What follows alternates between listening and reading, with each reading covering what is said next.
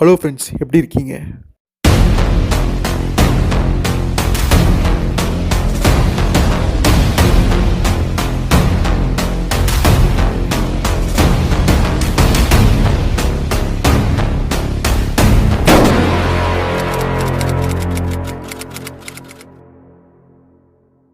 Hello friends, எப்படி இருக்கீங்க?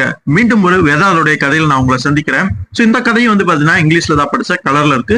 இது நம்ம இதுக்கு முன்னாடி ஒரு கலர்ல ஒரு கதையை பார்த்திருப்போம். அதை விட ஒரு சூப்பரான கதை அப்படின்னு சொல்லலாம். கப்பலை ஹைஜாக் பண்ற மாதிரியான ஒரு கதை தான். பட் அந்த கதையோட இந்த கதை இன்னுமே சூப்பரா இருக்க போகுது. வாங்க வீடியோக்குள்ள போயிடலாம். ஸோ நியூஸ் பேப்பர்ல எல்லாமே வெளியிடப்படுது. ஸோ ஒரு கேங்ஸ்டர் இருக்கான், அவனுடைய பேர் வந்து ஹேப். கேங்ஸ்டர்லயே ஒரு பெரிய கேங்ஸ்டர், ஒரு பெரிய ஒரு ஆள் அப்படின்னு சொல்லலாம். அவன் வந்து பாத்தீங்கன்னா நாடு கடத்தப்பட்டிருக்கான். சோ அதனால பயணிகள் போகக்கூடிய ஒரு கப்பல் இருக்கும்ல, அந்த கப்பலுடைய பேர் வந்து SSK அப்படின்னு குறிப்பிடுறாங்க. அந்த கப்பலை ஏத்தி அவனை ஏதோ ஒரு துறைமுகத்திலே அல்லது வேற ஒரு நாட்டிலேயோ தரையிறக்கி விட்டுறலாம். சோ அவனை நாடு கடத்தலாம் அப்படிங்கிற முடிவு பண்ணி அந்த வேலையை பாக்குறாங்க. அதே மாதிரி கப்பலை ஏத்தியுமே போயிட்டு இருக்காங்க. சோ கப்பல் கிளம்புறதுக்கு முன்னாடி இன்னொரு நபருமே அங்க ஒரு பெண்மணி, வயசான பெண்மணி ஏறுறதுக்கு ரெடியா இருக்காங்க. அவங்க வேற யாரும் கிடையாது, டயானா இருக்காங்களா, நம்ம வேதாளருடைய காதலி, அவங்களுடைய அம்மா தான். சோ அவங்கள வழி அனுப்பி வைக்கிறதுக்காக அவங்களுடைய கணவருமே வந்திருக்காரு. அப்ப டயானாவுடைய அவங்க அம்மா சொல்றாங்க, டயானா வந்து பெங்காலி அங்க இருக்கிறா, சோ அவளையுமே வந்து என் கூட ஜாயின் பண்ண சொல்லியிருக்கா அப்படின்னு சொல்லும்போதுதான் தெரியுது டயானா வந்து நம்ம வேதாளர் கூடிய அந்த பெங்காலி அந்த காட்டுக்குள்ள இருக்காங்க அப்படிங்கன்னு புரியுது. சோ அதுக்கப்புறம் கப்பல் புறப்பட்டுறது, பயணம் வந்து நடந்துட்டு இருக்குது. அந்த கேங்ஸ்டர் ஏப் இருக்கான்ல, அவன் வந்து இந்த மாதிரி கப்பல்ல வர விஷயம் தெரிஞ்ச மக்கள் எல்லாமே கொஞ்சம் கவலைப்படுறாங்க. அவங்களுக்கு இந்த ஒரு பயணமே வீணா போயிருமா அப்படிங்கிற மாதிரி பயமும் படுறாங்க. ஏன்னா ஒரு கேங்ஸ்டரை ஏத்திட்டு எப்பறம் அவங்கள பயணம் பண்றதுங்கிற மாதிரி ஒரு யோசனை இருக்குது. அதனால கப்பலுக்குள்ள அந்த கேங்ஸ்டர் தனியா விடப்பட்டா, யாருமே அவனை வந்து மதிக்கிறது இல்ல, கண்டுக்கிறது இல்ல. ஏதாவது விளையாடலாமா அப்படிங்கிற மாதிரி அங்க இருக்கக்கூடிய சில ஆட்கள்கிட்ட வந்து அவன் கேட்கறான். வேணாம் அப்படிங்கிற மாதிரி அங்க இருந்த மக்கள் எல்லாமே சொல்லிடுறாங்க. அங்க ரெண்டு லேடிஸ் அப்படியே பேசிக்கிறாங்க. சோ ஒரு கேங்ஸ்டர் வந்து நாடு கடத்துறாங்களாமா, அவன் நம்ம கப்பல்ல தான் வந்துட்டு இருக்கான், சோ எப்படி நம்ம பயணம் பண்ண போறோம் இவனை வச்சுக்கிட்டு அப்படிங்கிற மாதிரி அவங்களுமே கவலைப்படுறாங்க. அங்க கப்பலுடைய கேப்டன் இருப்பார்ல, அவர்கிட்டயுமே போய் பேசுறாங்க. இங்க பாருங்க கேப்டன், நீங்க பாட்டுக்கு அந்த கேங்ஸ்டர் இந்த மாதிரி ஏத்திட்டு வரீங்களே, எங்களுடைய பயணங்கிறது ஏதாவது ஆபத்தா இது முடிஞ்சிச்சுன்னா என்ன பண்றதுங்க மாதிரி அவங்க கவலைப்பட்டு கேட்கும் பொழுது, அதெல்லாம் ஒன்றும் பிரச்சனை இல்லை, அடுத்து வரக்கூடிய அந்த போர்ட்ல வந்து அவனை வந்து இறக்கி விட்டுறலாம், அவனை நாடு கடத்திடலாம் அப்படின்னு சொல்லும் பொழுது அதே மாதிரி அடுத்த துறைமுகத்துக்கு வந்துடுறாங்க.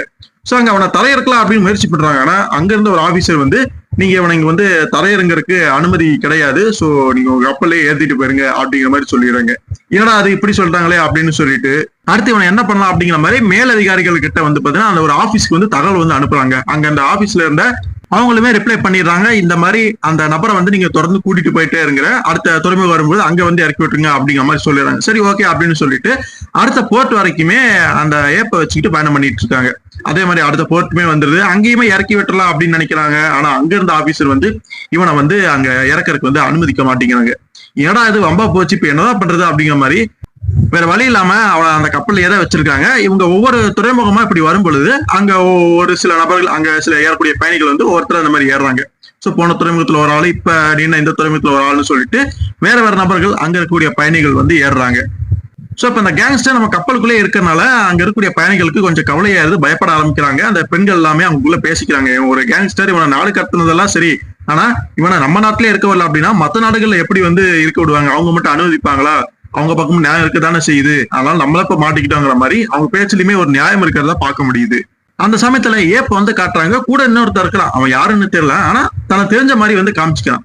சோ அவன் சொல்றான் ஏப் கிட்ட, இங்க பாருங்க சிலர் வந்து இந்த மாதிரி ஏறி இருக்காங்க, நீங்க அவங்க கூட பேச விரும்புறீங்களா அப்படின்னு கேட்கும் பொழுது, இப்ப வேணா நைட்டுக்குள்ள எல்லாருமே வந்துருவாங்களே, நைட் நம்ம வேலையை பாத்துக்கலாம் அப்படின்னு சொல்லும் பொழுதுதான் சோ அந்த ஏப் சும்மா நாடு கடத்துறதுக்காக மட்டும் இந்த கப்பல்ல ஏறல, வேற ஏதோ வந்து திட்டம் வச்சிருக்கிறான். சோ ஒவ்வொரு போர்ட்ல இருந்து ஒரு சில நபர்கள் ஏறுறாங்க, அவங்க ஆள் பார்க்கவே மோசமா இருக்கிறாங்க, அது எல்லாமே இந்த ஏப்புடைய ஆட்கள் தான் அப்படிங்கிற மாதிரி புரிஞ்சுக்க முடியுது.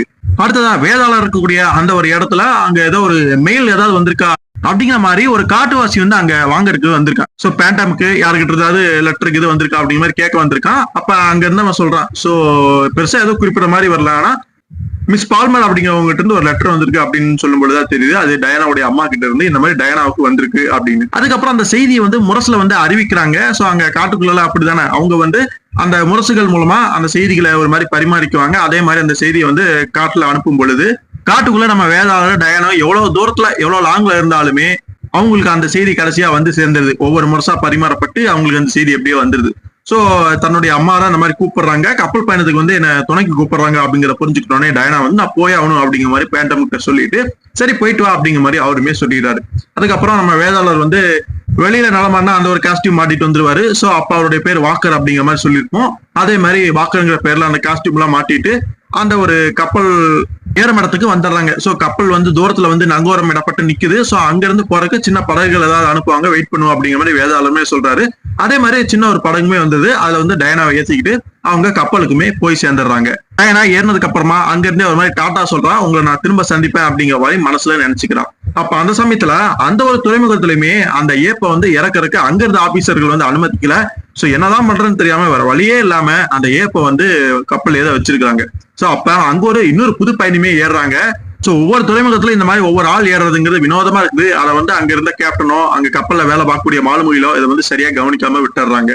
சோ அதுக்கப்புறம் டயனா வந்து தன்னுடைய அம்மா வந்து போய் சந்திக்கிறாங்க. சோ 2 பேருமே சந்தோஷமாயிடுறாங்க இந்த மாதிரி ஒருத்தருக்கு ஒருத்தர் சந்திச்சதுனால. அதுக்கப்புறம் டயனா வந்து நான் வந்து கப்பல்ல ஏறும்பொழுது அந்த ஏப்ப வந்து கீழே இறக்க விடல இங்க இருக்கக்கூடிய ஆட்கள். சோ அதே மாதிரி புதுசா ஒரு பயணி ஏறினா இந்த மாதிரி எல்லாம் அந்த விஷயத்த வந்து தன்னுடைய அம்மா கிட்ட வந்து சொல்லிட்டு இருக்கிறா.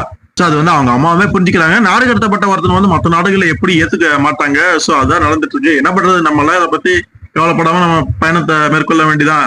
என்ன ஆனாலும் பயணம் வந்து ஸ்பாயில் ஆயிடுச்சு, சரி ஓகே அப்படியே சமாளிப்போம் அப்படிங்கிற மாதிரி அவங்க தொடர்ந்து பயணம் பண்ணிட்டு இருக்கிறாங்க.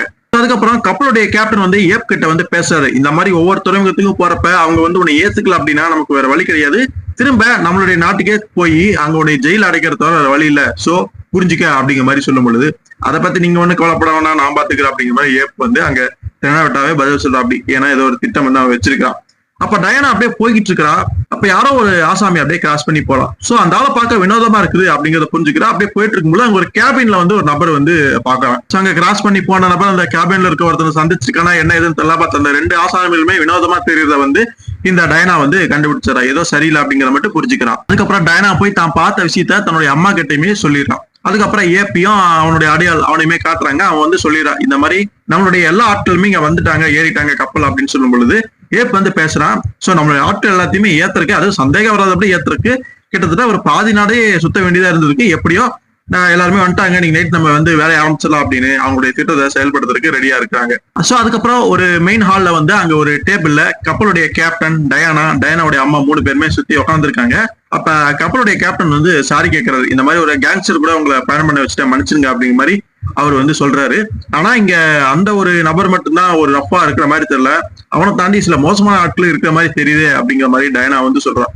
என்னது இன்னும் வேற சில ஆட்கள், என்ன சொல்ல வர நீ அப்படிங்கிற மாதிரி கேப்டன் சொல்லும் பொழுது, நானு ஒரு கேபின்ல வினோதமான சிலர் வந்து பார்த்தேன், ஒருத்தர் கிராஸ் பண்ணி கூட போனா, ஏதோ சரியில்லை அப்படிங்கிற மாதிரி நான் நோட் பண்ணேன் அப்படிங்கிற மாதிரி சொல்றான். சோ அந்த ஒரு விஷயத்த டயனாவுடைய அம்மாவுமே கவனிச்சிருக்காங்க. ஒவ்வொரு போர்ட்லயுமே ஒவ்வொரு ஆட்கள் வந்து ஏறினாங்க, அவங்க எல்லாமே பாக்குறதுக்கு வித்தியாசமா வேற மாதிரி இருந்தாங்க, அவங்க எல்லாருமே ஒரு கேங்ஸ்டர் மாதிரியே இருந்தாங்க அப்படின்னு சொல்லும் பொழுதுதான் சோ ஏப் ஏதாவது பிளான் இது பண்றானா அப்படிங்கிற மாதிரி, நீங்களே எதுவும் கற்பனை பண்ணிக்க வேண்டாம் அப்படிங்கிற மாதிரி கொஞ்சம் அசால்ட்டா விட்டுறாரு கேப்டன். ஆனா அன்னைக்கு நைட்டு வந்து ஏப்போ அவனுடைய ஆட்கள் வேலைகளை வந்து காட்ட ஆரம்பிச்சிட்டாங்க. துப்பாக்கிகள் எல்லாமே கையில எங்க வச்சுட்டாங்கன்னு தெரியல. சோ ஏறும் பொழுதே பதுக்கி அப்படியே கொண்டு வந்துட்டாங்க. சோ இப்ப துப்பாக்கி முனைகள்லாம் அங்க இருந்து ஆட்கள் எல்லாமே மிரட்டி ஒரு வழிக்கு கொண்டு வந்துடுறாங்க. சோ இதை கொஞ்சம் கூட கப்பலுடைய கேப்டன் அந்த மாலுமிகளும் எதிர்பார்க்கல, பயணிகளுமே அதிர்ச்சி அடைஞ்சிடுறாங்க. சோ கப்பலுடைய கேப்டன் ஏப் நீ என்ன பண்ணிட்டு இருக்க அப்படின்னு சொல்லும் பொழுது, என்கிட்ட இந்த மாதிரி எல்லாம் பேசாது, இப்போதைக்கு இந்த கப்பலுடைய கேப்டன் நான் தான், ஆனா நீ எனக்கு சல்யூட் அடிக்கிற மாதிரி தெனாவட்டா அந்த ஏப் பேச கேப்டன்னால அங்க எதுவும் பண்ண முடியல. அதுக்கப்புறம் அந்த ஏப் கேப்டன் மட்டும் தனியா கூப்பிட்டு ஒரு உத்தரவுமே கொடுக்குறேன், இந்த மாதிரி ஒரு சில லைஃப் போட்ஸ் வந்து கீழே இருக்கு, சில பயணிகளை வந்து நம்ம வெளியேற்றி ஆகணும் அப்படின்னு சொல்லும் பொழுது, என்னது இந்த நைட்லயா, அதுவும் லைஃப் போட்ல கீழே இறக்கி அவங்களை அனுப்ப சொல்றேன், புயல் கீழ் வந்தா என்ன வருது, அவங்க நிலைமை என்ன ஆகுது அப்படின்னு சொல்லும் பொழுது, புயல் வராது ஒரு மண்ணு வராது, நான் சொல்றதை மட்டும் கேளு அப்படின்னு அந்த ஏப் வந்து ஸ்ட்ரிக்டா சொல்றது மூலமா அங்க கேப்டன் வந்து எதுவும் செய்ய முடியல, சொல்ற உத்தரவுகளை அப்படியே ஃபாலோ பண்றாரு. சோ அதே மாதிரி ஒரு 2-3 படகுல வந்து எல்லா ஆண் பயணிகளையுமே, மாலுமிகளை தவிர எல்லா ஆண் பயணிகளையுமே வந்து அந்த படகுல ஏற்றி அனுப்பிச்சு விட்டுறாங்க. அங்க இப்ப இருக்கிறது வெறும் பெண்கள் மட்டும்தான், அந்த பயணிகள் மட்டும்தான். சோ அவங்கள மட்டும் பிணைக்கதியா வச்சு ஏதோ சாதிக்க நினைக்கிறான் அந்த ஏப். சோ அதுக்கப்புறம் அந்த கப்பல்ல இருந்து அந்த ஆண்கள் எல்லாத்தையுமே வெளியேற்றிருப்பாங்க. அங்க அந்த 2-3 படகுகளை தான் அவங்க எல்லாமே அந்த பயணிகள் போயிட்டு இருக்காங்க. சோ இந்த மாதிரி நம்மள நடுக்கடல தத்தளிக்க விட்டுட்டாங்களே அப்படிங்கிற மாதிரி அங்க இருக்கிற ஒரு பயணி வந்து கவலைப்பட்டுட்டே கத்துறான், பொறுமையாரு, ஏதாவது சுட்டு கிட்டு தொலைஞ்சிட போறாங்க அப்படிங்கிற மாதிரி பின்னாடி இருக்க இன்னொருத்தனமே சொல்ல, அதுக்கப்புறம் தான் அமைதியாகிறாங்க. சோ கப்பலுக்குள்ள இருந்த கேப்டனும் இது வந்து கிரிமினல், நீ வந்து பண்றது சரியில்லை, ஏன் இப்படி பண்றாங்க மாதிரி ரொம்ப கவலைப்படுறாரு. ஆமா நான் அப்படித்தான் பண்ணிருக்கேன், இப்ப அதுக்கு என்ன பண்ண சொல்ற, இப்போதைக்கு உன்னுடைய உதவி தேவைப்படல, நீ உன்னுடைய ரூமுக்கு போ, தேவைப்பட்ட நான் கூப்பிட்டுக்கிறேன் அப்படிங்கிற மாதிரி ரொம்ப கேஷுவலாவே பதில் சொல்லிட்டு அந்த ஏப் அங்க இருக்கிறான். அதுக்கப்புறம் அந்த பெண்களை மட்டும்தான் பிணைக்கதையே வந்து அந்த ஏப் பிடிச்சு வச்சிருக்கிறான். அப்ப அந்த ஏப் சொல்றான், நீங்களும் ஒழுங்கா அவங்களுடைய கேபின்ஸ்ல போய் அமைதியா இருங்க, அது வரைக்கும் உங்களுக்கு எந்த பிரச்சனையும் இல்லை அப்படின்னு சொல்லும் பொழுது அவங்களுமே வழி இல்லாம வந்து அப்படி போய் பதுங்கிறாங்க. சோ டயானாவுடைய அம்மா கொஞ்சம் கடுப்பா வராங்க. ஏன்னா அது இப்படி வந்து மாட்டிக்கிட்டமே, எதுவும் பண்ண முடியாது அப்படிங்கிற மாதிரி தவிக்கிறாங்க. ஆனா அப்ப டயானா, நம்மளால இப்ப எதுவும் பண்ண முடியாது, அமைதியா அவங்க சொல்றதை மட்டும் கேட்போம் அப்படின்னு அவங்க உங்க கேபின்ஸ்க்கு வந்து எல்லாருமே போயிடுறாங்க. அதுக்கப்புறம் அந்த ஏப் வந்து பைலட் கிட்ட, கப்பலை ஓட்டிட்டு இருக்கக்கூடிய அந்த நபர்கிட்ட பேசுறான். சோ அங்க ஒரு மேப் இருக்கு, அதை கைக்கு அமைச்சு பேசிட்டு இருக்கான். குறிப்பிட்ட இந்த ஒரு இடத்துக்கு தான் நம்ம போகணும், நீ வந்து அந்த இடத்த நோக்கி கப்பலை செலுத்து அப்படின்னு சொல்லும் பொழுது அது என்ன இடம் பார்க்கும் பொழுது அது ஒரு மாலா அப்படின்னு சொல்லப்போற ஒரு கைவிடப்பட்ட ஒரு போர்ட் அப்படின்னு சொல்லலாம். இப்ப அங்க யாரும் இல்ல, சும்மா காலிதான் கிடக்கும் போல இருக்கு. சோ அந்த இடத்துக்கு போய் நம்ம தப்பிச்சிடலாம் அப்படிங்கிற மாதிரி பிளான் பண்றான் போல இருக்குது. அதுபடி வேற வழி இல்லாம அந்த கப்பலை ஓட்டுறவன் அதுபடி கப்பலை வந்து செலுத்திக்கிட்டு போறான்.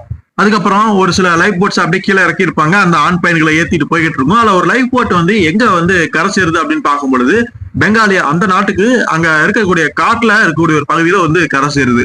சோ அது நம்ம வேதாளருடைய இடம் தான். அங்க இருக்கக்கூடிய ஒரு காட்டுவாசி வந்து அதை பாத்துறான், இந்த மாதிரி சில நபர்கள் இந்த மாதிரி படகுகள் இங்க வந்திருக்காங்க அப்படிங்கிறத கவனிக்கிறான். அதே மாதிரி வேற சில லைஃப் போட்ஸ் வந்து வேற துறைமுகங்கள்லயோ வேற இடங்கள்லயோ வந்து பாத்தீங்கன்னா போய் கரை சேருது. அங்க இறங்கின சில பயணிகள் வந்து இந்த மாதிரி தகவல் வந்து சொல்றாங்க, இந்த மாதிரி கடற்கொள்ளையர்கள் எங்களுடைய கப்பலை வந்து பிடிச்சிட்டாங்க, இதுக்கு காரணம் அந்த ஏப் தான் அப்படின்னு சொல்லும் பொழுது அந்த செய்தி உலகம் முழுக்க ஒளிபரப்பப்படுது. இந்த மாதிரி அந்த கேங்ஸ்டர் ஏப் வந்து எஸ்எஸ்கே அப்படிங்கிற அந்த ஷிப்பை வந்து தன்னுடைய கண்ட்ரோல்ல வச்சிருக்கான், கடத்திட்டான் அப்படின்னு சொல்லும் பொழுது உமன்ஸுமே அவங்க கிட்ட பிணைக்கைதியா இருக்காங்க அப்படிங்கிற செய்தி எல்லாமே அவங்களுக்கு கிடைச்சோடனே அவங்க அடுத்த கட்ட நடவடிக்கையை அங்க வந்து எடுக்க ஆரம்பிக்கிறாங்க. ஸோ நேவல் கமாண்டிங் அந்த ஆபீஸ்ல வந்து சில அதிகாரிகள் வந்து உடனே அங்க எஸ்எஸ்கே அந்த ஷிப்பை காப்பாத்துறதுக்காக நிறைய பிளைன்ஸ் ஷிப்ஸ் எல்லாமே அங்க சென்ட் பண்றாங்க. ஸோ எப்படியாவது அந்த பயணிகளை வந்து காப்பாற்றணும், அந்த கேங்ஸ்டரையுமே பிடிக்கணும் அப்படிங்கிற நோக்கத்துக்காக. இந்த ஒரு விஷயம் அங்க கப்பலுக்குள்ள இருந்த நம்ம ஏப்புக்குமே தெரிய வந்துச்சு. அங்க இருக்கக்கூடிய ரேடியோஸ் எல்லாம் மூலமா வந்து அவங்க தகவல் எல்லாமே தெரிஞ்சுக்கிறாங்க, இந்த மாதிரி நம்மளை நோக்கி இந்த மாதிரி நேவி அப்புறம் பிளைன்ஸ் எல்லாமே வந்துட்டு இருக்கு அப்படிங்கிறத வந்து புரிஞ்சுக்கிறாங்க. இருந்தாலுமே அதை எதிர்கொள்றதுக்கு வந்து ரெடியா இருக்கலாம், பாத்துக்கலாம் அப்படிங்கிற மாதிரி ஏப்புமே சொல்றான். அதுக்கப்புறம் சில பிளைன்ஸ் அப்புறம் நேவி அந்த ஷிப்ஸ் எல்லாமே அந்த எஸ்எஸ்கே ஷிப்ப பக்கத்துல ஒரு மாதிரி வந்துருது. அவங்க அங்க இருந்து ரேடியோலயே ஒரு மாதிரி அனௌன்ஸ் பண்றாங்க, இந்த மாதிரி நீங்க வந்து சரணடைஞ்சிருங்க, அதான் உங்களுக்கு நல்லது அப்படின்னு சொல்லும் பொழுது அங்க ஏப்புடைய அந்த ஷிப்ல இருந்தே பதில் வருது. ஏப் சொல்றான், என்ன விளையாடுறீங்களா, அதுக்குள்ள வாய்ப்பே இல்லை ராஜா அப்படி மாதிரி சொல்லும் பொழுது இவங்க இப்படி எல்லாம் சொன்னா கேட்க மாட்டாங்க, நம்ம வேற ஒரு முறையில் தான் நடவடிக்கை எடுக்கணும் அப்படின்னு அந்த கப்பல்கள் அங்க இந்த நேவி சேர்ந்த அந்த ஷிப்ல இருக்கக்கூடிய சில அதிகாரிகள் வந்து ஆக்ஷன் வந்து எடுக்க ஆரம்பிக்கிறாங்க. உடனே வந்து தாக்குதல் வந்து தொடுக்க ஆரம்பிக்கிறாங்க. சொல்றாங்க ஃபர்ஸ்ட் வந்து எச்சரிக்கைக்காக நார்மலா சொல்றாங்க, அது குண்டு வந்து கடல்லே தான் பாயுது. சோ இந்த மாதிரி சுட ஆரம்பிக்கிறாங்க. அடுத்து நம்ம என்ன பண்ணலாம் அப்படின்னு எப்படி ஆள் வந்து ஒருத்தன் கேட்க, ஓகே நம்மளுடைய அடுத்த கட்ட பிளானை செயல்படுத்தும் அப்படின்னு அந்த பெண்களை பிணைக்கதிகளா பிடிச்சு வச்சிருப்பாங்களா அவங்க எல்லாத்தையுமே கூட்டிட்டு வந்து கப்பலுடைய வெளிப்புறத்துல அப்படியே நிக்க வைக்கிறாங்க. நிக்க வச்சதுக்கு அப்புறமா அந்த ஏப் வந்து பேசுறான், அங்க இருக்கக்கூடிய ரேடியோ ரூம்ல இருந்து பேசுறான். இந்த மாதிரி என்கிட்ட 150 பெண்கள் வந்து பிணைக்கதிகளா இருக்காங்க, அவங்க எல்லாத்தையுமே நான் கப்பலுடைய வெளிப்புறத்துல நிக்க வச்சிருக்கேன், நீங்க சுட்டிங்க அப்படின்னா முதல்ல பாதிக்கப்படுறது அவங்க தான், சோ நீங்க என்ன பண்ணுவோம் பார்த்து பண்ணுங்க அப்படிங்கிற மாதிரி சொல்லிட்டான். இதை இவங்களுமே தூரத்துல இருந்து அந்த பைனாகுலர் மூலமா பார்த்து தெரிஞ்சுக்காங்க. சோ இப்ப என்ன பண்றது அப்படிங்கிற மாதிரி அவங்களுமே யோசிக்கிறாங்க. அந்த சமயத்துல தான் கரெக்டா இன்னுமே சில நேவி ஷிப்ஸ் சில பிளைன்ஸ் எல்லாமே வந்து அங்க அப்படியே சரௌண்ட் பண்ணிடுது அப்படின்னு சொல்லிடலாம் அந்த எஸ்எஸ்கே அப்படிங்கிற ஷிப்பை. பட் இருந்தாலுமே இப்ப அவங்களால எதுவும் வந்து அவசரப்பட்டு பண்ண முடியாது. தொடர்ந்து அதோடைய பயணத்தை வந்து அந்த கப்பல் மேற்கொண்டுட்டு தான் இருக்குது. இவங்களுமே அப்படியே ஃபாலோ பண்ணிக்கிட்டே இருக்காங்க, சரியான சந்தர்ப்பத்துக்காக காத்துக்கிட்டு இருக்காங்க. அங்க நேவி சேர்ந்த சில முக்கியமான நபர்கள் எல்லாமே கூடி பேசுறாங்க. இப்ப என்ன பண்றது, எப்படியாவது அந்த ஷிப்பை நிறுத்தி ஆகணும், நமக்கு வேற வழி இல்லை அப்படிங்கிற மாதிரி ஒருத்தன் அப்படியே ஆக்ரோஷமா பேச, இன்னொரு நபர் வந்து இப்போதைக்கு நம்ம பொறுமையா தான் இருந்தாலும் சரியான சந்தர்ப்பமா பார்த்து அவங்கள எப்படியாவது வந்து சமாளிக்கலாம், அங்க கூடிய பிணைக்கைதிகளை முதல்ல காப்பாற்றணும், சோ அதுக்கு தகுந்த மாதிரி வேலை பார்த்தாகணும் அப்படிங்கிற மாதிரி கூடி எல்லாமே அங்க பேசிட்டு இருக்காங்க. அப்ப அங்க கே ஷிப்பையுமே காட்டுறாங்க. அங்க வந்து அந்த ஏப்புமே அவனுடைய ஆளுமே இருக்கான். சோ அவனுடைய ஆள் வந்து பயப்படுறான், இந்த மாதிரி நிறைய நேவி ஷிப்ஸ் பிளைன்ஸ் எல்லாம் வந்து பார்த்தோன்னே கொஞ்சம் பயப்படுறான். ஆனா கொஞ்சம் கூட கவலை இல்லாம ஏப் வந்திருக்கிறான், ஒரு மாதிரி சிரிக்கிறான். சோ அதான் ஏன் நீங்க பாட்டுக்கு சிரிக்கீங்க அப்படின்னு கேட்கும்போது சொல்றான், ஒன்னும் கவலைப்படாத, அவங்களால எதுவும் பண்ண முடியாது, நம்ம கிட்ட இந்த பிணைக்கைதிகள் இருக்கனால இவங்களை வச்சு நம்மளால சமாளிக்க முடியும். சோ எல்லாமே வந்து நம்ம அந்த மாலாத்தீவுக்கு போய் சேர்ற வரைக்கும் தானே, அது வரைக்கும் சமாளிச்சா போது எல்லாமே பண்ணிடலாம் அப்படிங்கிற மாதிரி ஒரு பிளான்ல வந்து தெளிவா வந்து ஏப் இருக்கிறான். சோ அதுக்கப்புறம் அந்த பெங்காலியா கடற்கரை அங்க வந்து காட்டுறாங்க, அங்கதானே ஒரு லைஃப் போட் வந்து சேர்ந்திருக்கும். சோ அந்த ஒரு தகவலை வந்து அங்க இருக்கக்கூடிய ஒரு காட்டுவாசி முரசுகளை வந்து அரைஞ்சு அப்படியே அறிவிக்கிறான். சோ அந்த ஒரு செய்தி வந்து நம்ம வேதாளருக்குமே எட்டியது. இந்த மாதிரி சில நபர்கள் வந்து லைஃப் போட்ல வந்து கரை ஒதுங்கி இருக்காங்க அப்படின்னு தெரிஞ்சுக்கிட்டோன்னே வேகமா அந்த இடத்துக்கு வேதாளர் வந்து குதிரையில வந்து சேர்றாரு. சோ அப்படியே வேதாளர் வந்து காட்டுவாசி கிட்ட பேசுறாரு, யார் அவங்க அப்படின்னு கேட்கும்பொழுது அவங்க யாரு என்னன்னு தெரியல, பட் அவங்க பேசுற பாஷை வந்து எனக்கு புரியல அப்படின்னு சொல்லும் பொழுதுதான், சோ எனக்கு வந்து இங்கிலீஷ் பேச தெரியும், நீங்க யாரு அப்படிங்கிற மாதிரி அந்த பயணிகள் கிட்டேயே வந்து வேதாளர் வந்து பேசுறாரு. இந்த மாதிரி நாங்க எஸ்எஸ்கே கப்பலை சேர்ந்தவங்க, சோ நாங்க கப்பலை வந்துட்டு இருக்கும் பொழுது நாடு கடத்தப்பட்ட அந்த கேங்ஸ்டர் வந்து திடீர்னு அவனுடைய ஆட்களோட சேர்ந்து எங்களுடைய கப்பலை வந்து ஹைஜாக் பண்ணிட்டான், எங்களெல்லாம் வந்து லைஃப் போட்ல வெளியேற்றிட்டான். ஸோ பெண்கள் மட்டும்தான் அங்க பிணைக்கதிகளா இருக்காங்க அப்படின்னு சொல்லும் பொழுது அங்க சில பயணிகள் எல்லாமே பேண்டம் வந்து கவனிக்கிறாங்க. ஸோ என்னன்னா நம்ம கப்பல்ல வந்துட்டு இருந்தோம், திடீர்னு ஹைஜாக் பண்ணாங்க கடல் கொள்ளைகள் மூலமா. திடீர்னு ஒரு தீவுக்கு வந்து சேர்ந்த சில நேட்டிவ்ஸ் பழங்குடி இன மக்களுமே சந்திச்சோம். அதுல வினோதமா இந்த ஒரு ஆசாமியுமே நம்ம பாக்குறோம், மாஸ்க் எல்லாம் போட்டுட்டு டிஃப்ரெண்டான ஒரு காஸ்டியூம்ல இருக்காங்க. நம்ம ஏதாவது ட்ரீம்ல இது இருக்கோமா, நைட் மேரா என்ன எதுன்னு புரியாம அவங்க ஒரு குழப்பத்துல இருக்கிறத பார்க்க முடியுது. சோ வேதாளர் பொறுத்த வரைக்கும் கப்பலுடைய பேரை சொன்னோடனே அந்த கப்பலை தான் டயனாவும் டயனாவுடைய அம்மாவுமே பயணம் பண்ணிட்டு இருக்காங்க. அவங்களுமே ஆபத்தில் தான் இருக்காங்க, நம்ம செயல்பட்டு ஆகணும் அப்படிங்கிறத புரிஞ்சுக்கிறாரு. அப்ப அந்த கப்பல்ல ஒரு சில கப்பல்ல வேலை பார்க்கக்கூடிய ஆட்களுமே வந்திருப்பாங்க. அதுல ஒருத்தர் இருக்கிறான், அவன் கையோட ஒரு ரேடியோவுமே கொண்டு வந்திருப்பான் போல இருக்கு. அந்த ரேடியோ சிக்னல் எப்படி அந்த கப்பல்ல இருந்து கேட்க முடியுது எப்படி அப்படின்னு பார்க்கும் பொழுது அங்க இருக்கக்கூடிய சில லைஃப் போர்ட்ஸ்ல வந்து இந்த மாதிரியான வசதிகள் ஏற்பாடுகள் பண்ணியிருக்காங்க. ஸோ லைஃப் போர்ட்லயும் ரேடியோஸ் வச்சிருக்காங்க. அப்ப அந்த கப்பல்ல இறக்கப்படாத இன்னும் சில லைஃப் போர்ட்ஸ் இருக்கும்ல, அதுலயுமே ரேடியோ இருக்குது. அந்த ரேடியோஸ் மூலம் வந்து கான்டாக்ட் வந்து ஒரு நபர் வந்து பண்ணி அப்படியே கேட்டுட்டு இருக்கா. அப்படி அது மூலமா என்ன தகவல் அவங்களுக்கு கிடைக்குது அப்படின்னு பார்க்கும் பொழுது இந்த மாதிரி சில நேவிஸ், ஷிப்ஸ், பிளைன்ஸ் எல்லாமே அந்த எஸ்எஸ்கே ஷிப்பை தடுத்து நிறுத்துறதுக்காக வந்திருக்கு அப்படிங்கிற தகவலை வந்து சொல்லும் பொழுது வேதாளர் வந்து தெரிஞ்சுக்கிறாரு. சோ நாமளும் ஏதாவது பண்ணியோம் அப்படின்னு சொல்லிட்டு உடனே அவருமே வந்து கிளம்புறாரு. சோ என்னதாங்க நேவிஸ், பிளைன்ஸ் எல்லாமே வந்திருந்தாலும் பிணைக்கதிகளா பெண்கள் இருக்கனால அவங்க வந்துமே பிரயோஜனம் இல்லை அப்படிங்கிற விஷயத்தெல்லாம் புரிஞ்சுக்கிட்டு நாம செயல்பட்டாகணும்னு விரைவா வந்து அவர் போய்கிட்டு இருக்காரு. ஒரு இடத்துக்கு போறாரு, அங்க ஒருத்தர் இருக்காரு, ஒரு தலைவராட்ட ஒரு காட்டுவாசி ஒருத்தர் இருக்காரு. அவர்கிட்ட அவனுடைய படகு வந்து எனக்கு வேணும், வேகமா போகக்கூடிய அந்த படகு வேணும் அப்படின்னு கேட்கும் பொழுது இந்த காட்டுக்கே ராஜாவான உங்களுக்கு இல்லாத படகா, என்ன வேணுமோ எடுத்துங்க அப்படின்னு அந்த நபர் சொல்ல உடனே வந்து பேண்டம கூட்டிக்கிட்டு ஒரு 2 பழங்குடியின மக்கள் வந்து அந்த படகுல வந்து செலுத்திட்டு பேண்டம கூட்டிட்டு போயிட்டு இருக்காங்க. அந்த ரேடியோல தகவல் சொன்னவன் குறிப்பிட்டு ஒரு விஷயத்தையுமே சொல்லியிருப்பான், மிட் நைட்ல தான் ஏதோ ஒரு விஷயம் நடக்கும் போல இருக்கு. அப்பதான் நேவியை சேர்ந்த அந்த ஆட்கள் வந்து எப்படியாவது கப்பலுக்குள்ள போய் ஏதாவது பண்ண முடியுமா, அந்த பிணைக்கதிகளை காப்பாற்ற முடியுமா அப்படிங்கிற மாதிரி ஏதோ பிளான் எல்லாம் போட்டு வச்சிருப்பாங்க போல இருக்கு. கரெக்டா நாமளுமே அந்த நேரத்துக்கு போய் சேரணும் அப்படின்னு ரொம்ப ஒரு அவசரத்துலவே நம்ம வேதாளர் இருக்கிறத பார்க்க முடியுது. சோ அதே மாதிரி மிட் நைட்டுமே ஆயிருது. அங்க நேவியை சேர்ந்து சில நபர்கள் வந்து சில மாலுமிகளை வந்து ஒரு சில படகுகள் அப்படியே அனுப்புறாங்க ரகசியமா, யாருக்கும் தெரியாம நைட்டோட நைட்டா அனுப்பி அந்த கப்பலுக்குள்ள எப்படியாவது ஏறணும்னா பிணைக்கதிகளை வந்து எப்படியாவது காப்பாத்திக்கலாம் அப்படிங்கிற மாதிரி ஒரு முடிவுக்கு வராங்க. சோ அதே மாதிரி படகுல 2 படகுகள் அப்படியே வந்துகிட்டு இருக்காங்க.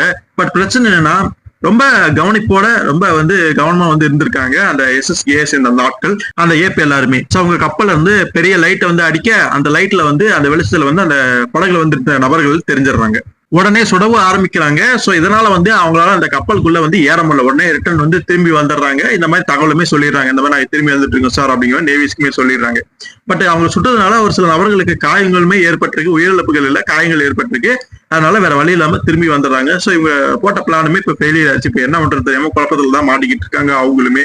சோ கப்பலுக்குள்ள வந்து அந்த லேடிஸ் எல்லாமே பேசிக்கிறாங்க, இந்த மாதிரி நம்மளை காப்பாத்த வந்தவங்க அவங்களுமே சுட்டு இந்த மாதிரி பண்ணிட்டாங்க, இப்ப நம்ம என்ன பண்றது, வந்தவங்க எப்படியோ காயம் படாம தப்பிச்சிருப்பாங்கன்னு நான் நம்புறேன். சோ அவங்க உயிரிழப்புகள் இல்லாம சேஃபா அவங்க இருந்தாங்கன்னா சந்தோஷம் தான். பட் நம்ம மாட்டிக்கிட்டோமே, இப்ப என்ன பண்றதுன்னு தெரியாம அவங்களுமே இருக்கும் பொழுது ஒரு பெண் வந்து பேசுறாங்க, இப்ப நம்மளால எதுவும் பெருசா பண்ண முடியாது, இப்ப நம்ம வந்து அமைதியா நம்பிக்கையோட காத்திருக்கிறத தவிர வேற வழி இல்ல, சோ அதனால பொறுமையா இருங்க அப்படிங்கிற மாதிரி சொல்லிடுறாங்க. அப்ப டயனாவுடைய அம்மா வந்து கோவமா அந்த ஏப்பை பார்த்து திட்டுறாங்க, நீங்களா மிருகங்க, பெண்களுக்கு பின்னாடி போய் ஒளிஞ்சுக்கிட்டு இருக்கீங்க, வெக்கமா இல்ல அப்படிங்கிற மாதிரி கேட்கும் பொழுது டயனா வந்து அம்மா கொஞ்சம் பொறுமையா இருங்க, எதா இருந்தாலும் பாத்துக்கலாம் வாங்க அப்படிங்கிற மாதிரி தன்னுடைய அம்மா வந்து டயனா வந்து கூட்டிட்டு போயிடுறான். சோ கரெக்டா அந்த நேரத்துல நம்ம வேதாளருமே அந்த ஷிப்பை வந்து நெருங்கிறாரு அவருடைய படகு மூலமா. ஆனா அந்த ஒரு விஷயத்தையுமே அந்த கே ஷிப்ல இருந்த அந்த ஏப்போடைய ஆட்கள் கவனிச்சிடறாங்க. உடனே லைட்டையுமே அடிச்சிடறாங்க. லைட் அடிச்சது மட்டும் இல்லாம அது யாரு என்னங்கிற மாதிரி தெரிஞ்சுக்கிறாங்க. சோ அந்த பழங்குடியின மக்கள் தான் அந்த காட்டுல இருந்துக்கிட்டு வந்திருப்பாங்க, அவங்கள பத்தி நம்ம பெருசா கேர் பண்ணிக்க தேவையில்லை அப்படிங்கிற மாதிரி அவங்க நினைச்சிட்டு இருக்கக்கூடிய சமயத்திலேயே உடனே வேதாளர் வந்து தன்னுடைய துப்பாக்கி எடுத்து அங்க இருந்து ஷூட் பண்றாரு. அது அந்த லைட்டை வந்து தாக்கிடுது. இப்ப லைட் வந்து அடிக்க முடியாது, அவங்களால வெளிச்சத்தை எதுவும் பார்க்க முடியாது. இருந்தாலுமே அந்த படகு எங்க நிக்குதுன்னு அவங்க தெரிஞ்சுக்கிட்டாங்களே, அந்த திசையை நோக்கி ஒரு மாதிரி சுட ஆரம்பிக்கிறாங்க. உடனே அந்த படகுல இருந்து அந்த 2 கப்பலை செலுத்திட்டு வந்த அந்த காட்டுவாசிகளும் சரி நம்ம வேதாளருமே பதுங்கிக்கிறாங்க. சோ இவங்க சுட்டு முடிச்சதுக்கு அப்புறமா நம்ம சீக்கிரமா அடுத்த தடவை சுடுறதுக்குள்ள நம்ம எப்படியா அந்த கப்பலை வந்து சென்றடைஞ்சிடணும் அப்படின்னு வேதாளர் வந்து நினைக்க ஆரம்பிக்கிறாரு. சோ உடனே ஏப் வந்து அங்க வந்துடுற அப்படி என்னாச்சு எதுக்காக சுருங்க அப்படின்னு கேட்கும் பொழுது ஒரு சில பழங்குடியின மக்கள் ஒரு படகுல வந்துட்டு இருந்தாங்க, நாங்க அதை பார்த்தோம். சோ பழங்குடியின மக்கள் என்ன பண்ணிருப்பாங்க அப்படிங்கிற மாதிரி கொஞ்சம் கேர்லெஸ்ஸா இருந்துட்டோம். உடனே அங்க இருந்த ஒருத்தன் வந்து சுட ஆரம்பிச்சிட்டான், நம்மளுடைய லைட் வந்து போயிருச்சு அப்படின்னு சொல்லும் பொழுதுதான் நிலவரத்தை வந்து ஏப்புமே புரிஞ்சுக்கிறாரு. சோ கரெக்டா அந்த சமயத்துல நம்ம வேதாளர் அந்த இடத்துக்கு வந்துடுறாரு. உடனே ஒரு நங்குற மாதிரி ஏதோ ஒரு சித்தம் வந்து அந்த கப்பல்ல வந்து மாட்டி இவர் எப்படியோ கப்பலுக்கு மேல ஏறிறாரு. சோ அதுக்கு ஹெல்ப் பண்ணது அந்த படகை சேர்ந்த அந்த 2 காட்டுவாசிகள் தான். சோ நீங்களுமே சைலண்டா திரும்பி போயிருங்க அப்படிங்கிற மாதிரி வேதாளர் வந்து சொன்னதுக்கு அப்புறமா அவங்களுமே அங்க இருந்து திரும்பி போயிடுறாங்க. சோ எப்படியோ கப்பலுக்குள்ள நம்ம வேதாளர் ரகசியமா ஏறிட்டாரு. அப்ப ஏப் வந்து பேசலாம், இப்ப என்ன பண்றது, இப்ப நமக்கு புது லைட் வந்து தேவை, உடனே நீங்க அதுக்கு ஏற்பாடு பண்ணுங்க அப்படிங்கிற மாதிரி அங்க மைக் அப்படின்னு சொல்லிட்டு ஒரு நபர் இருக்கான். அவனுமே அந்த லைட்டை கொண்டு வரணும் அப்படிங்கறக்காக அப்படியே போய்கிட்டு இருக்கான். அப்ப திடீர்னு கப்பல் ஏதோ மாட்டி இருக்குது, கம்பியாட்ட ஏதோ. அதை வந்து கவனிக்கிறான். கரெக்டா அந்த சமயத்துல வேதாளர் மேல வந்துடுறாரு.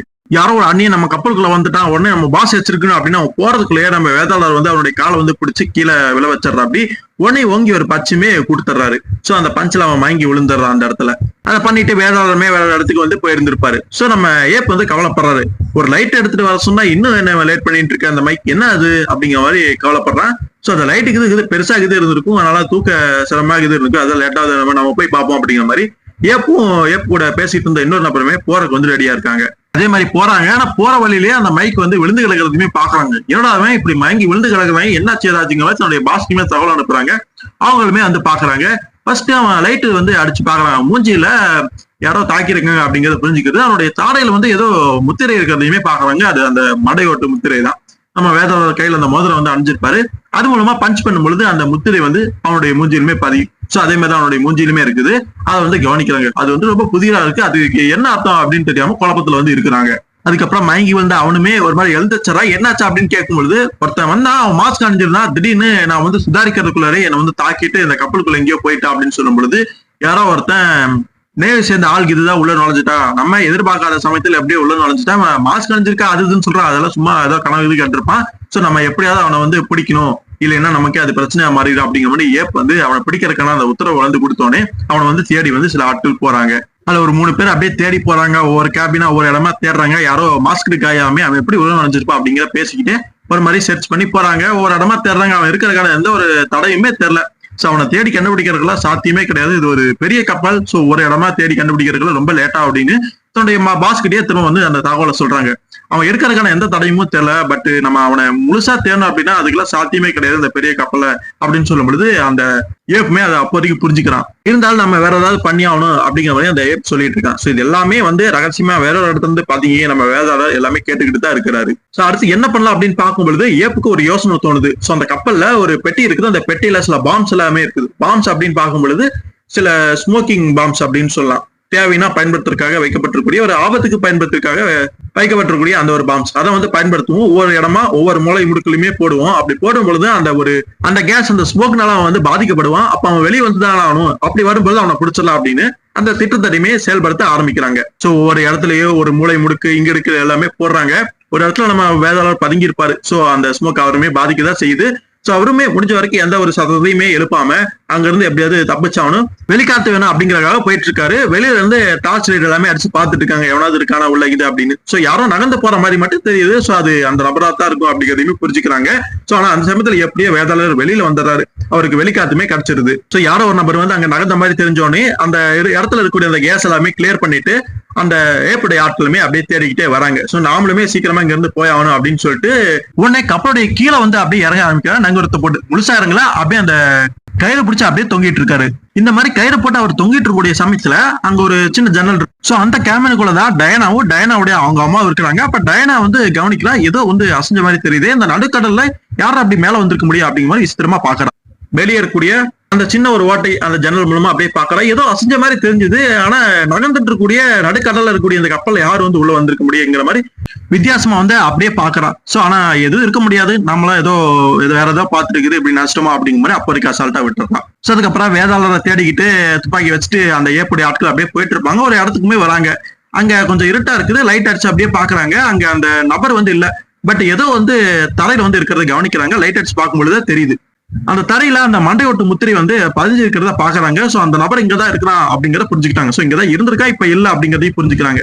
சோ அந்த நம்மளுடைய ஆள் ஒருத்த அடிபட்டு கிடப்பா. அவனுடைய தாடையில வந்து அந்த முத்திரை இருக்கும். அதே முத்திரை தான் இங்கேயுமே இருக்குது. இதுக்கு என்ன அர்த்தம் அப்படிங்கிற மாதிரி தெரியாம ஒரு மர்மமா குழப்பத்துல வந்து அவங்க இருக்கிறாங்க. அதுக்கப்புறம் அவங்க பார்த்த விஷயத்த தன்னுடைய பாஸ் கிட்ட போய் ஏப் கிட்ட போய் சொல்றாங்க. இந்த மாதிரி அந்த நபர் அங்கதான் இருந்திருக்கான். பட் எப்படியே தப்பிச்சு போயிட்டான். அந்த தரத்தையுமே பின்பற்றி போனோம். சோ அதோட முடிவுல வேற கடல் தான் இருந்தது. சோ அவன் கடலுக்குள்ள தப்பிச்சிட்டான் அப்படிங்கிற மாதிரி நாங்க நினைச்சோம். சோ அல்லது அவன் தப்பிச்சிருக்கும் அல்லது இறந்துதான் போயிருந்திருக்கும் அப்படிங்கிற மாதிரி நாங்க முடிவு பண்ணிட்டோம். சோ ஆக மொத்தம் இப்ப நம்ம பெருசா கவலைப்பட தேவையில்லை. சோ அவன் எப்படியோ ஒண்ணு இறந்து போயிருப்பான் கடலுக்குள்ள குதிச்சதுனால நம்ம கவலைப்பட தேவையில்லை அப்படிங்கிற மாதிரி ஏற்கிட்ட சொல்லும் பொழுது ஏப்புக்கு அப்பதான் கொஞ்சம் ஒரு மாதிரி நிம்மதியா இருக்குது.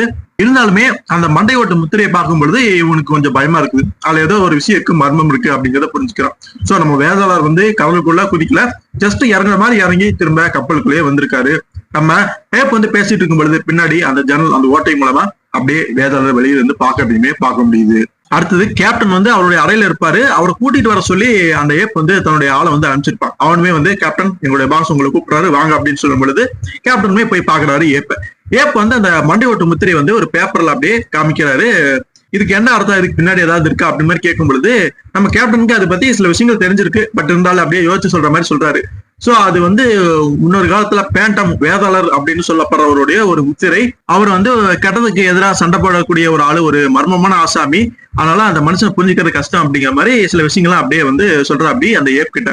அதுவும் இல்லாம கடற்கொள்ளையர்கள், அந்த காலத்துல இருந்த கடற்கொள்ளையர்களே ஒரே ஆளா சமாளிச்ச திறமசாலியா அப்படிங்கிற மாதிரி அது இதுன்னு கொஞ்சம் பில்டப் பண்ணியே பேசுற அப்படி கேப்டன். இதை கேட்டோடனே கொஞ்சம் டென்ஷன் ஆயிடுறா அந்த ஏப். போது வாய முடுறியா, இதெல்லாம் பொய் அப்படிங்கிற மாதிரி திரும்ப உங்களுடைய ரூமுக்கே பெருங்க அப்படிங்கிற மாதிரி அமைச்சிச்சார். அப்படி கேப்டன் வந்து பேண்டம் பத்தி ஒரு சில விஷயங்கள் தெரிஞ்சிருக்காது. எல்லாமே இன்னொரு காலத்துல ஒரு நடந்த ஒரு விஷயம், ஒரு அர்பன் லெஜண்ட் ஸ்டோரி மாதிரி அப்படிங்கிற மாதிரி சாதாரணமா நினைச்சுக்கிட்டு ஜஸ்ட் அந்த கதையை மட்டும் சொல்லும் பொழுது, கொஞ்சம் பில்டப் பண்ணி சொல்லும் பொழுது அதை பார்த்து அவன் கொஞ்சம் ஷாக் ஆனா, அது நமக்கு நல்லதுதானே, அவன் கொஞ்சம் பயந்தா நல்லதுதானே அப்படிங்கிற மாதிரி அவனை வெறுப்பத்திட்டு தான் கேப்டன் வந்து போயிருக்காரு. அப்ப ஏப்படி அடியால் வந்து ஏப்பிட்ட பேச, நீங்க இந்த விஷயத்துல எல்லாம் நம்புறீங்களா அப்படின்னு சொல்லும்போது, ஏதோ பேண்டம் ஏதோ சின்ன பிள்ளைத்தனமா இருக்குது, விளையாட்டு பசங்க சொல்ற மாதிரி இருக்குது, அவன் ஏதோ சும்மா சொல்லிட்டு போறான் அப்படிங்கிற மாதிரி அதை வந்து நம்பல. இருந்தாலுமே அந்த மண்டை ஓட்டு முத்திரை அவனுக்கு பார்க்கும் பொழுது ஏதோ ஒரு பயம் வந்து அவனுக்குள்ள இருக்குது அப்படிங்கறத மட்டும் புரிஞ்சுக்க முடியுது.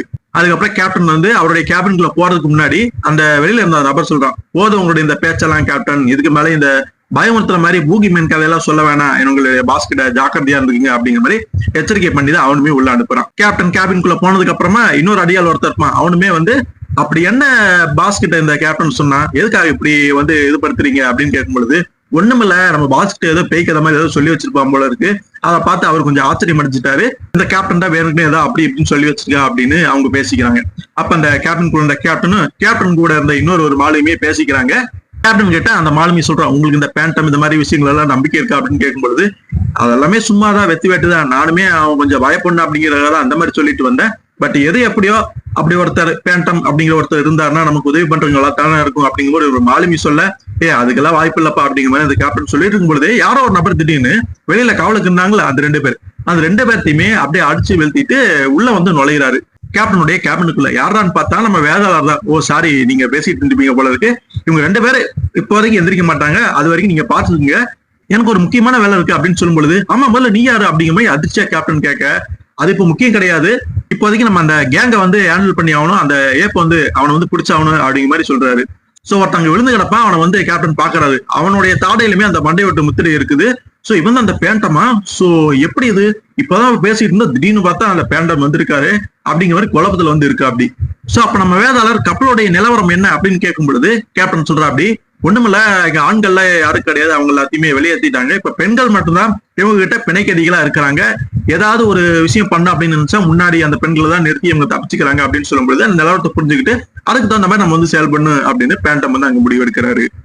அப்ப வேதாளர், இவங்க ரொம்ப நேரத்துக்கு இப்படி தண்ணியில எல்லாம் இருக்க முடியாது, எங்கேயாவது ஒரு பக்கம் கரை சேர்ந்தானே ஆடும் அப்படின்னு சொல்லும் பொழுது, இல்ல அவங்க பிளான் அது கிடையாது, மாலா அப்படின்னு சொல்லப்படுற ஒரு தனித்து விடப்பட்ட அந்த தீவை நோக்கி போறானும் அப்படின்னு சொல்லும் பொழுதுதான் அது ஒரு கடல் கொள்ளையர்கள் முன்னாடி வாழ்ந்த ஒரு தீவு அப்படிங்கிற மாதிரி தெரியுது, இப்ப வந்து யாரும் இல்லை, சோ அந்த இடத்துல போய் நம்ம தப்பிச்சிடலாம் அப்படிங்கிற மாதிரி அந்த ஏப் வந்து முடிவு பண்ணிருக்கா அப்படிங்கிறத பேண்டம் வந்து புரிஞ்சுக்கிறாரு. சோ அவனை அங்க போய் சேர விடக்கூடாது, அதுக்கு முன்னாடி நம்ம தடுத்தாகணும் அப்படின்ட்டு வேதாளர் கிளம்புறதுக்கு முன்னாடி இந்த 2 பேர்த்த பத்தி நீங்க ஒண்ணு கவலைப்படுறீங்க, அவனை அப்படியே போற பக்கத்துல வெளியில போட்டு போயிடுற, யாராவது வந்து கேட்டாங்கன்னா ஒண்ணுமில்ல, அவங்களுக்கு ஏதோ மயக்கம் மட்டும் விழுந்துட்டாங்க அப்படிங்கிற ஏதோ ஒண்ணு சமாளிச்சிருங்க அப்படிங்கிற அவர் பட்டுக்கு ஏதோ ஈஸியா சொல்லிட்டு போயிடுறாரு. இவங்க 2 பேர்த்துக்கு இந்த கேப்டனுக்கு அந்த மாலுமிக்கு ஒண்ணுமே புரியல.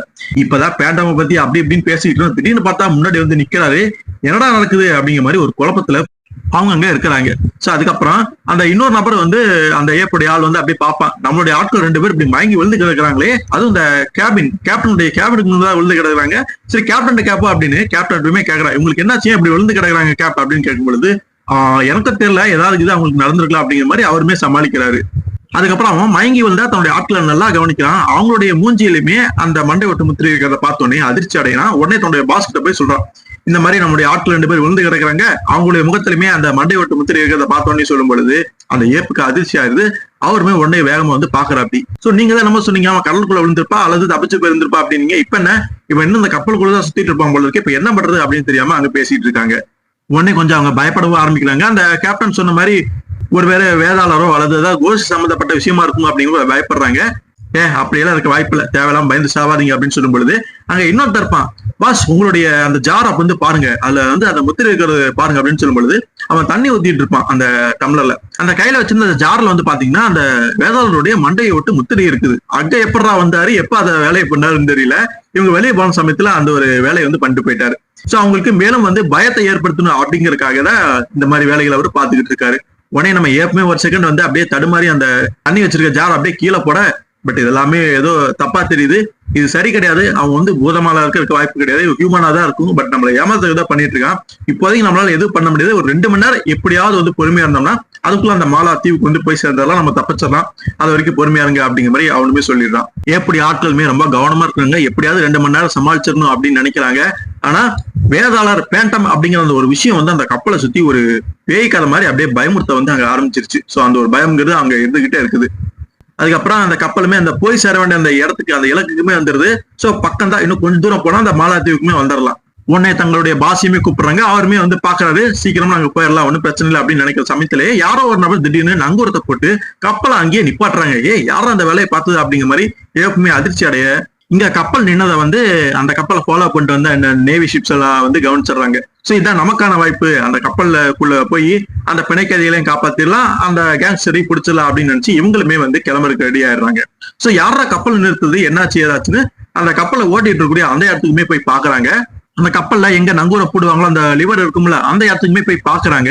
அந்த லிவர் வந்து இழுக்கப்பட்டிருக்குது. சோ அங்க அந்த இடத்துக்கு கண்காணிப்பா தங்களுடைய ஆள் ஒருத்தனை போட்டிருப்பாங்க. அவனுமே அங்க மயங்கி விழுந்துதான் கிடக்குறான்.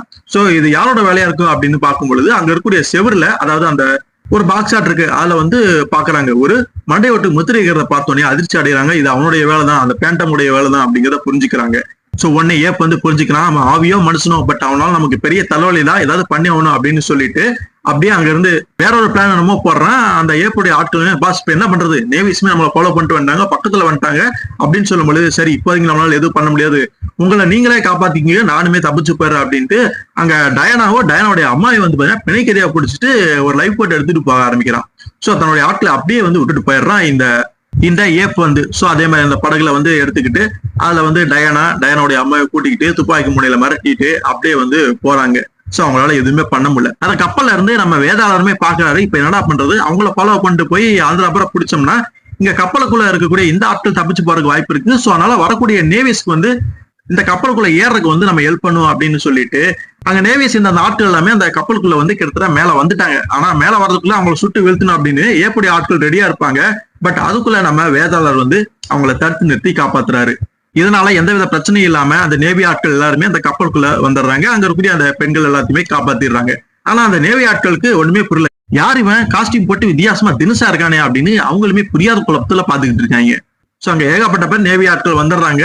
சோ அந்த ஏற்புடைய ஆட்கள்னால சமாளிக்க முடியாது அப்படின்னு வெள்ளக்குடி காமிச்சு அங்க சரண்டரே அடைஞ்சிடுறாங்க. அதுக்கப்புறம் வேதாளர் வந்து அந்த நேவி ஆட்கள் கிட்ட சொல்றான், இந்த மாதிரி உங்களுடைய லீடர் ஒருத்தன் அந்த படகுல தவிச்சு போயிட்டு இருக்கான், அவனை பிடிச்சிட்டு வரா அப்படின்னு வேதாளருமே கிளம்பிடுறாரு அந்த ஏப்பு பிடிக்கிறதுக்கு. சோ அங்க படகுல ஏப்பும் அங்க டயானாவுடைய அம்மால இருப்பாங்க. அவங்க அந்த கரையுமே வந்து அடைஞ்சிருவாங்க. சோ ஒரு மாதிரி துப்பாக்கி முனையில மிரட்டிட்டு பக்கத்துல வந்தவொடனே அங்க இருக்கக்கூடிய அந்த பலகையை பிடிச்சிட்டு மேல ஏறி கிட்டத்தட்ட நம்ம தப்பிச்சிட்டோம்ப்பா சந்தோஷம் அப்படிங்கிற மாதிரி நினைக்கக்கூடிய சமயத்துல யாரோ ஒரு நபர் அந்த ஏப்புடைய காலை பிடிச்சி இழுக்கிறாங்க. உடனே அவன் சுதாரிக்கிறக்குள்ளேயே ஒரு பஞ்சுமே அவனுக்கு கிடைக்குது. அதை பண்றது நம்ம வேதாளர் தான். அவன் கிட்டத்தட்ட அந்த கரை அடைஞ்சு கொஞ்ச தூரம் போயிருந்தானா அப்படியே தப்பிச்சு போயிருப்பான் அந்த தீவுல மறைஞ்சு. ஆனா அதுக்குள்ள வேதாளர் வந்து அவனை அடிச்சு வீழ்த்தி அங்க பிடிச்சிடுறாரு. உடனே டயானா இதை பார்த்த உடனே ஆச்சரியப்படுறா, ஓ டார்லிங் நீங்க தானா, நீங்க எப்படியே வந்துட்டீங்க அப்படிங்கிற மாதிரி அவளுமே சந்தோஷப்படுறான். அதுக்கப்புறம் அதே படகுலயே நம்ம ஏப்பையுமே காட்டி போட்டு ஏத்திடுறாரு. திரும்ப கப்பலுக்கே போயிடுறாங்க. சோ நேவி ஆட்கள் அவனையுமே பிடிச்சிடுறாங்க. கடைசியில ஒரு வழியா அந்த ஏப்புமே இவன் தான் பேண்டம் போல இருக்கு அப்படிங்கறத நேர்லயுமே பாத்துறான். சோ அதுக்கப்புறம் இந்த மாதிரி அந்த கேங்ஸ்டர் ஏப் வந்து பிடிபட்டுட்டான் அப்படிங்கிற செய்தி எல்லா பக்கமுமே பரப்பப்படுது.